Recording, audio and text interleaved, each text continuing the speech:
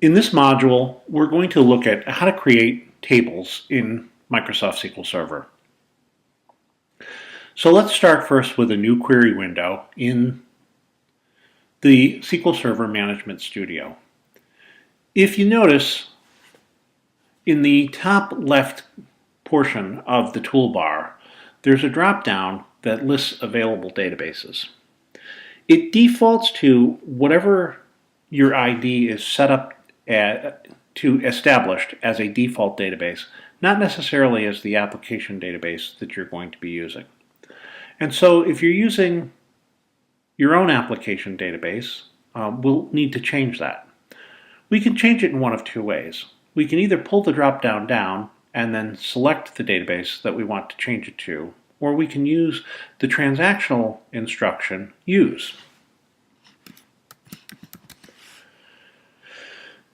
I'm going to use a database that I created called MyTestDB.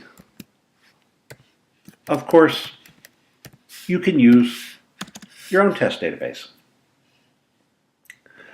If we execute that instruction, and I'm going to highlight just that instruction and hit execute, you notice we get a message that says command completed successfully, and the output of that is that the database changed to the database that I want to use. Okay, so let's create tables. We create objects in SQL through a create statement. We start with the keyword create. We then have to tell SQL what type of object we're going to create. And in this case, the type of object we're going to create is a table. But there are other object types in SQL, as we'll see later on in the course, such as indexes and views, triggers, etc. So we need to specify the keyword table, and then we have to give it a name. So I'm going to create one called employee, but I just want to comment on the name of the table. When I create this table using my ID, the table name I'm utilizing is referred to as a local reference, meaning that SQL is smart enough to know that this table was created by me under my ID. The actual name of the table is your ID dot the name of the database dot the name of the table. This becomes important if you're using a table that's created by somebody else. Okay, we need an open paren to create a table, and we're going to need a close paren to close off that paren. And you notice I skipped a few lines in between because I'm going to put some material in between. SQL instructions are terminated with a semicolon. This is an ANSI standard for SQL, but Microsoft doesn't enforce it, meaning that in Microsoft SQL Server, the use of the semicolon is optional. However, train yourself to use it. And the reason is that other database management systems that utilize SQL, such as Oracle, the use of the semicolon is not optional, it's required. And so if you happen to be utilizing more than one database management system, it's just a good practice to get in the habit of always using a semicolon. To create a table, I hit the Tab key. You don't have to. You can start typing in line 1, but it makes it a little easier to read if you line things up.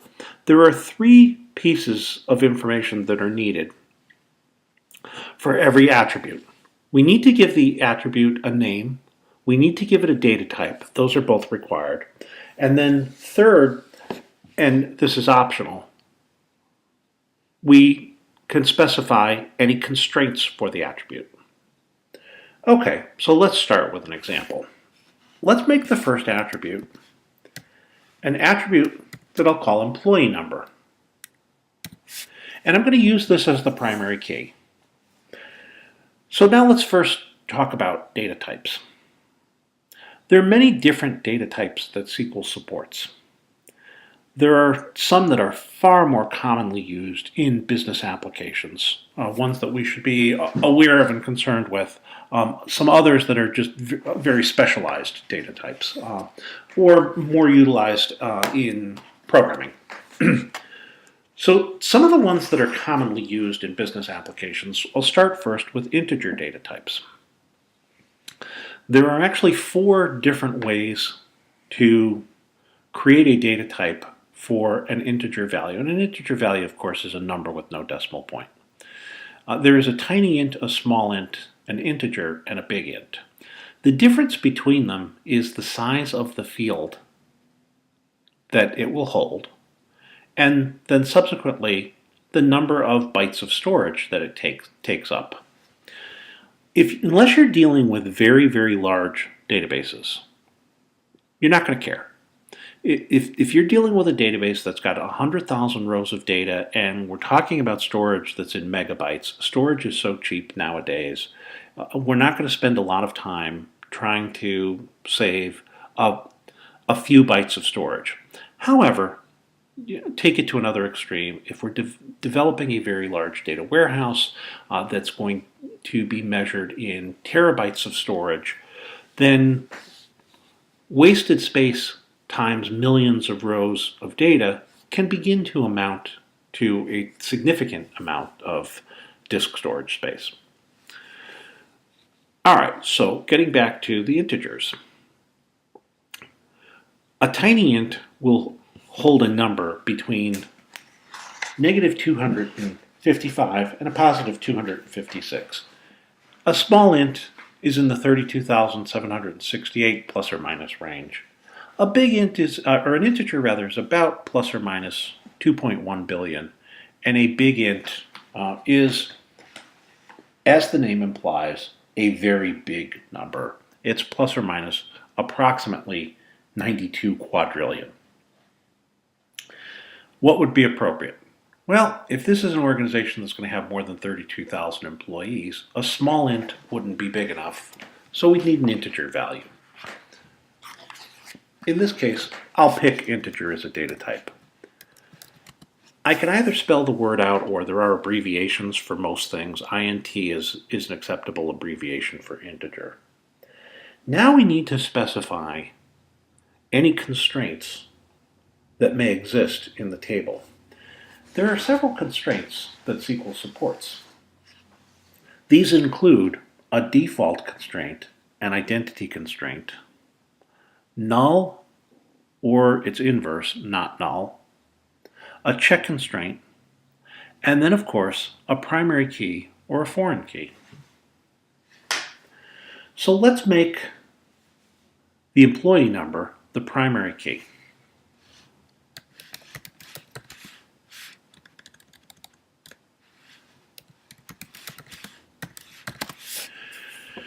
I want to put another constraint associated with this attribute, and so I can do that by adding multiple constraints on a single line. The constraint I'm going to use is an identity constraint. An identity constraint means that you're going to assign a numerical value to that attribute, and you're going to let the database management system handle the value. We specify an identity constraint by using the keyword identity, an open paren, and then we have to give it 2 numbers. The first number we have to give it is a starting number, which is almost always 1, but it doesn't have to be. You could start at 0, you could even start with a negative number. Although, when you're dealing with employee numbers, I don't think most people are going to want to walk around saying, hey, I'm employee number minus 100. So we typically see it starting at 1. The second thing we have to give it is an increment, which is also usually 1, because if you give it a larger increment, you're just skipping blocks of numbers. Again, increments could also be negative. All right. We're done with the definition of that particular attribute. In order to define something subsequent for this table, we have to give it a comma. The comma tells SQL that everything up to that point was associated with that attribute definition. Whatever comes next is associated with something else. So let's create a few other attributes.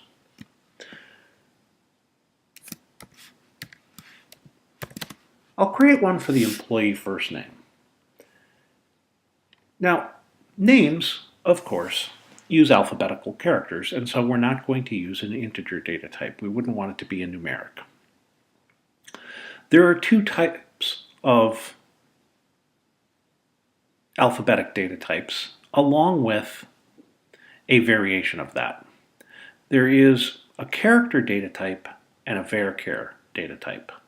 The difference between the two is the character data type, in both cases we have to specify a length. The character data type is a fixed length. A varchar means the var is variable, means that we specify the maximum length that the field can contain, but it can contain any number of characters up to that point, which certainly would be appropriate for names. The variant on this is an n-varchar data type or an n-char data type, for which we also have to specify a length. The difference between the n-varchar and a varchar is that an n-varchar uses an internal encoding system referred to as Unicode. Unicode is needed when you're dealing with international applications that essentially are not in English, because the varchar and character data types use an ASCII encoded system, which works fine for the English language, but there are some foreign languages that contain too many characters to be supported by ASCII, and so they need a different internal encoding system. Just to show how it works, we'll make this one an n-varchar. From an end user perspective, you're not likely to ever notice a difference or even know whether or not it's using an n-varchar or a varchar. The only one who's going to know is the database administrator who created the particular table or anyone who supports that. Okay, let's add a couple of other constraints just to show how they work. I'm going to add a not null constraint and a unique constraint.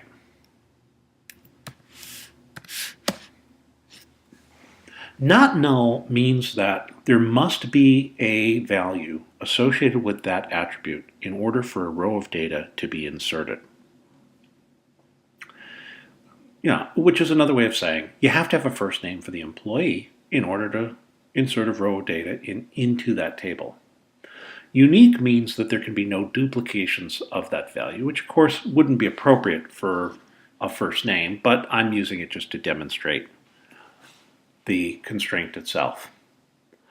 The primary key should always be not null. That supports the rule of entity integrity, this concept of entity integrity that is looking to ensure that when we associate these with foreign keys that there's always a match.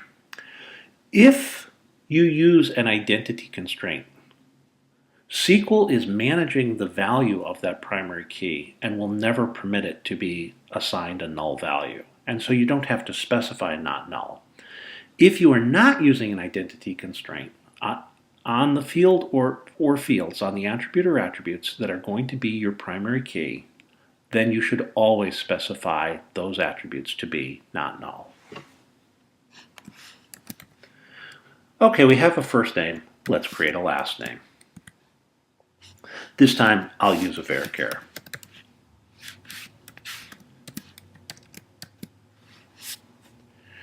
And I'll use a null constraint.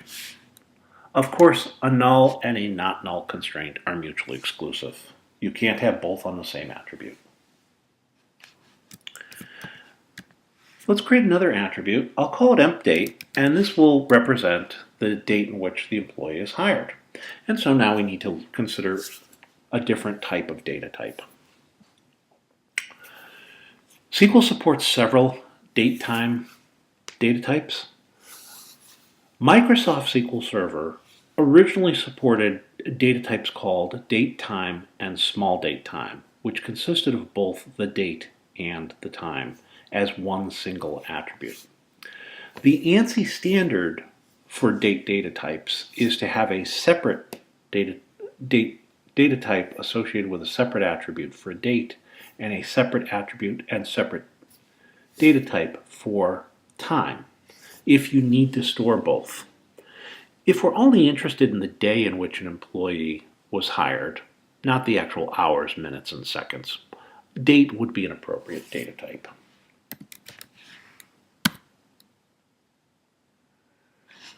Let's add one other constraint that we haven't looked at yet.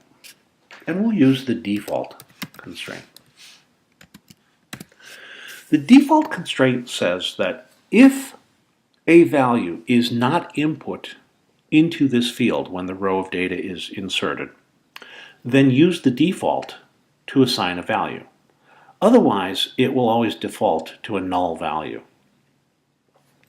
Okay, so in order to give this a default, let's give it a default of today's date. But of course, today's date is going to change every day.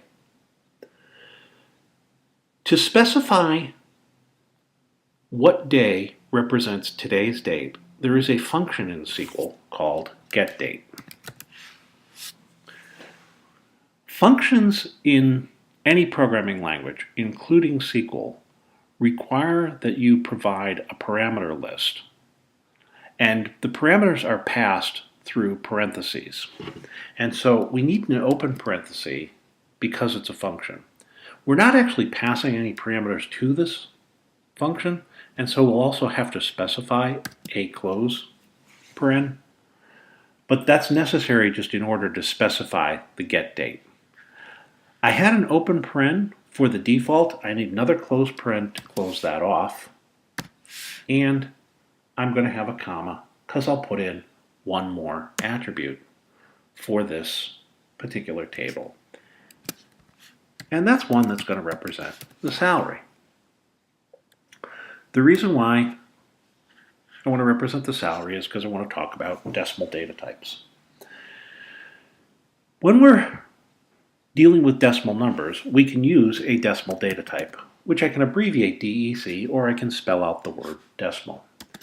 If you use a decimal data type, you have to specify two numbers, just like with the identity constraint. The first number represents the total size of the field. When we talk about how big is a number, the database management system does not store edit characters that make a number easy to read. And so edit characters that make a number easy to read are things like a $sign or commas to separate numbers into groups of 3, or a decimal point. It only stores the significant digits.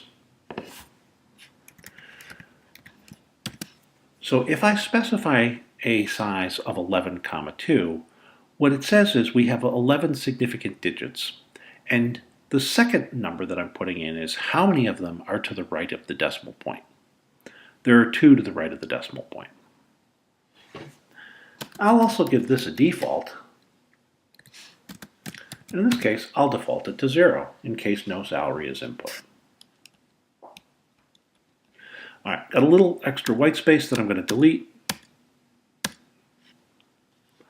I've paid attention to aligning things just to make it a little bit easier to read. I now have the definition of one table, my employee table, which contains 5 attributes. Let's make sure we don't have any typo errors, and let's go ahead and create that table.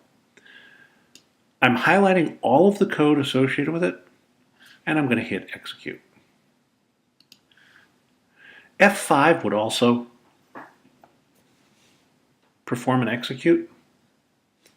You notice in the message window it says commands completed successfully. I had no errors. The table is now created. The table currently has no data in it. We'll add that in a later module. Let's create one other table though. I'm going to create a table called sales order.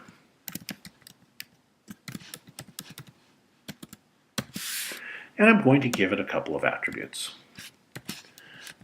I'll give it one called order number, which will serve as our primary key. And so I'm going to use an identity constraint.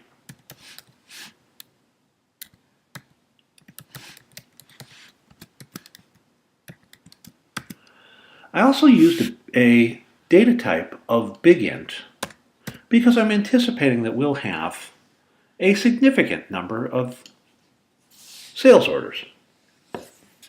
And I want to have a data type that's big enough to house it.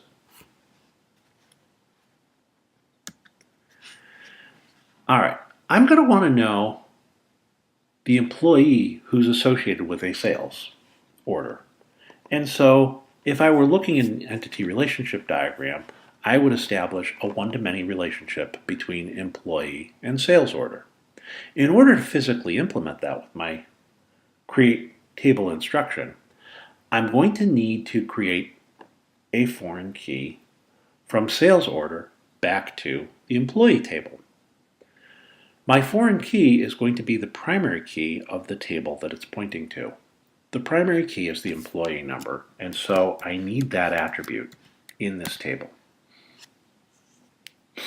In some organizations, you will see a notation where they'll use an attribute name and put a $ at the end of it.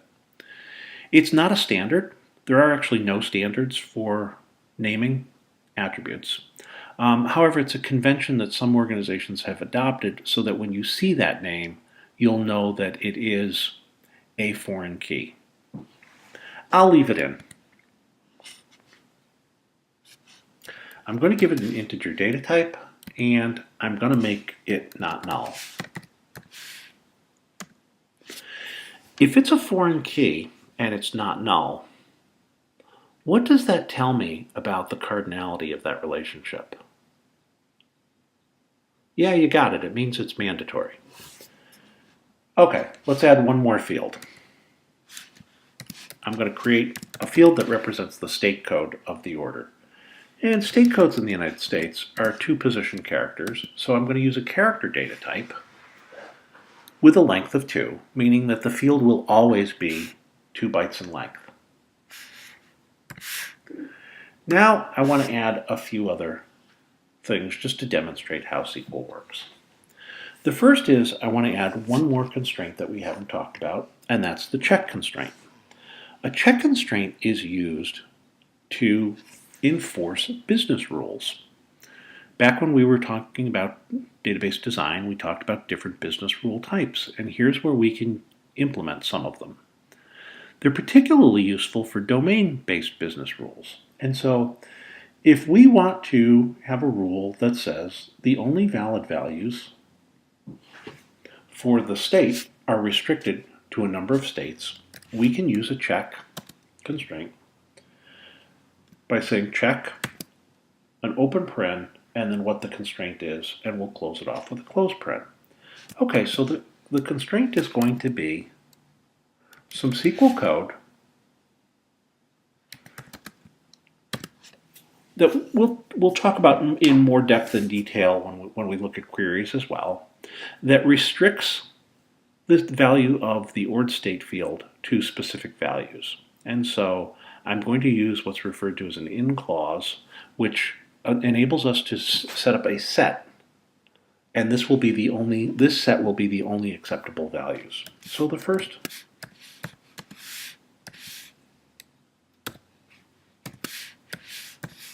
will be CT for Connecticut, RI for Rhode Island, MA for Massachusetts,